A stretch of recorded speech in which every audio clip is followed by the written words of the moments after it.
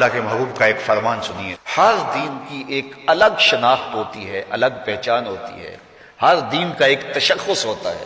جس سے وہ دین پہچانا جاتا ہے۔ فرمایا اسلام کا تشخص حیا ہے۔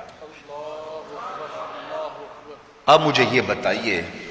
ہر وہ رسم، ہر وہ طرز زندگی جو اسلام کے اس مزاج سے ٹکراتی ہو تو عملی طور پہ ہمیں اس کا بائیکاٹ کرنا ہوگا اور اس کے لیے ہمیں کوشاں ہونا پڑے گا، اس لیے کہ اسلام کا مزاج یہ ہے کہ اسلام ہمیں درس حیا دیتا ہے، صرف درس حیا نہیں دیتا بلکہ رسول رحمت نے فرمایا ہر دین کی ایک الگ پہچان ہے، ایک شناخت ہے اس دین کی۔ اسلام کی شناخت حیا ہے، اور حیا ایک ایسی دولت ہے جب یہ روحوں میں اترتا ہے اور من میں سماتا ہے تو اللہ تعالیٰ جل شانہ کی رحمتیں اس شخص کے اوپر نازل ہوتی ہیں۔ سب سے زیادہ اس کائنات میں حیا کرنے والے، حدیث پاک میں آتا ہے حضور علیہ الصلوۃ والسلام کواری لڑکی پردے میں جس طرح سمٹی ہوئی ہوتی ہے، فرمایا اس سے بھی زیادہ حیا کرنے والے تھے۔ تو ہمیں درس حیا کا دیا گیا، اور ایک مقام پہ یوں ارشاد فرمایا گیا کہ حیا اور ایمان یہ دونوں جڑی ہوئی چیزیں ہیں، اگر ان میں سے ایک رخصت ہو جائے تو دوسری شے بھی رخصت ہو جاتی ہے۔ اگر ایمان چلا گیا ساتھ حیا بھی رخصت ہو جاتا ہے، اور اگر حیا چلا گیا تو ایمان کے ثمرات بھی نصیب نہیں ہوتے۔ تو حیا اور ایمان یہ دونوں آپس میں جڑی ہوئی چیزیں ہیں، ان میں سے ایک تم سے الگ ہوگی تو دوسری اس کے ساتھ ہی چلی جائے گی، ساتھ ہی رخصت ہو جائے گی۔ تو آج مغرب کی فکر کے حامل لوگ آج دلیلیں دیتے ہیں جناب پردہ تو آنکھ کا ہوتا ہے، پردہ تو جناب دل کا ہوتا ہے۔ میں کہتا ہوں دین کو تم زیادہ سمجھے ہو یا رسول اللہ کی اہلیہ سمجھی ہے؟ جن سے فرمائش حمیرہ سے دین سیکھو، وہ فرماتی ہیں جب حضور کا انتقال ہو گیا تو میں حضور کے حجرے میں جاتی تو معمولی اوڑھنی اوڑھ کے چلی جاتی کہ میرے شوہر کی قبر ہے، کوئی بات نہیں۔ فرمایا اس کے بعد حضرت صدیق اکبر کا وصال ہوا تو وہ بھی حضور کی قربت میں دفن ہوئے، تو میں پھر اس معمولی اوڑھنی کے ساتھ چلی جاتی، اس لیے کہ میں کہتی ایک میرا شوہر ہے دوسرا میرا باپ ہے، تو معمولی کپڑا لیتی اور میں چلی جاتی۔ فرمایا پھر حضرت عمر کا انتقال ہوا اور وہ بھی ساتھ دفن ہوئے، تو حضرت عائشہ رضی اللہ تعالیٰ عنہ فرماتی ہیں کہ واللہ ما دخلت الا وانا مشدودۃ علیہ ثوبی حیاء من عمر، کہ اس کے بعد پھر میں کبھی نہیں گئی سوائے اس کے کہ میں خوب چادر سمیٹ کے اور پردہ کر کے جاتی، مجھے عمر سے حیا آتی۔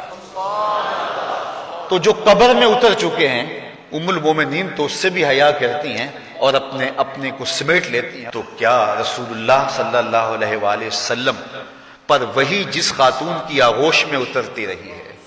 ان سے زیادہ بھی کوئی دین جانے گا، ان سے زیادہ بھی کوئی سمجھدار ہو سکے گا؟ تو یہ اصطلاحات کہ جناب آنکھ کا پردہ ہوتا ہے اور دل کا پردہ ہوتا ہے، یہ ساری چیزیں مغرب کی طرف سے ہمارے اندر داخل کر دی گئی ہیں کہ اس قوم کو حیا کے جوہر سے خالی کر دیا جائے، کیونکہ وہ جانتے ہیں کہ ان کے رسول نے فرمایا ہے حیا اور ایمان لازم و ملزوم ہیں، ان میں سے ایک رخصت ہوگا تو دوسری چیز بھی رخصت ہو جائے گی۔ تو یہ ان کو اگر کہا جائے کہ ایمان کو ترک کر دیا جائے تو یہ تو کبھی بھی نہیں کریں گے، تو لہٰذا طریقہ یہ ہے ان کو بے حیا کیا جائے۔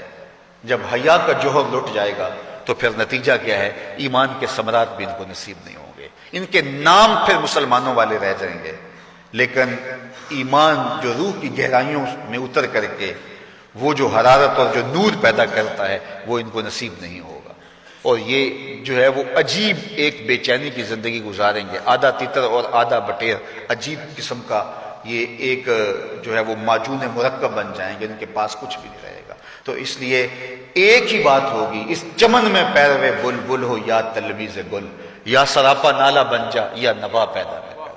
تو آج دنیا کے اوپر ہم رسوا جو ہو رہے ہیں تو اس کا سبب یہ ہے کہ ہم آدھے تیتر اور آدھے بٹیر۔ علامہ اقبال نے جب شکوے کی زبان کھولی تو لہجہ بڑا تلخ ہو گیا، لیکن جب جواب آیا تو سارا نشہ اتر گیا۔ جب شکوہ ہوا تو لہجہ یہ تھا کہ تیرے کعبے کو جبینوں سے بسایا ہم نے، نوع انسانی کو غلامی سے چھڑایا ہم نے، تیرے قرآن کو سینوں سے لگایا ہم نے، پھر بھی ہم سے گلہ ہے کہ وفادار نہیں، ہم وفادار نہیں تو بھی تو دلدار نہیں۔ بہت سخت لہجہ ہو گیا، فتویٰ بھی متوجہ ہوا، لیکن جب جواب آیا تو سارا نشہ اترتا ہے۔ لفظ وہی ہے، صرف صیغہ بدلتا ہے۔ اب آواز ادھر سے آ رہی ہے، صفائے دہر سے باطل کو مٹایا کس نے، نو انسانی کو غلامی سے چھڑایا کس نے، میرے کعبے کو جبینوں سے بسایا کس نے، میرے قرآن کو سینوں سے لگایا کس نے، تھے تو آبا وہ تمہارے ہی مگر تم کیا ہو،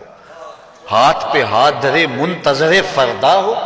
ہر کوئی مست مئے ذوق تن آسانی ہے، تم مسلمان ہو یہ انداز مسلمانی ہے، حیدری فقر ہے نئے دولت عثمانی ہے، تم کو اسلاف سے کیا نسبت روحانی ہے، وہ معزز تھے زمانے میں مسلمان ہو کر، ہم خار ہوئے تارک قرآن ہو کر، ہماری پستی، زبوں حالی، ذلت، نکبت، رسوائی، یہ اس کا سبب یہ ہے کہ ہم نے کتاب اللہ کی تعلیمات کو چھوڑ دیا۔ وہ غالباً واصف علی واصف یا بابا اشفاق نے کہا تھا کہ لوگ اللہ کو تو مانتے، اللہ کی نہیں مانتے،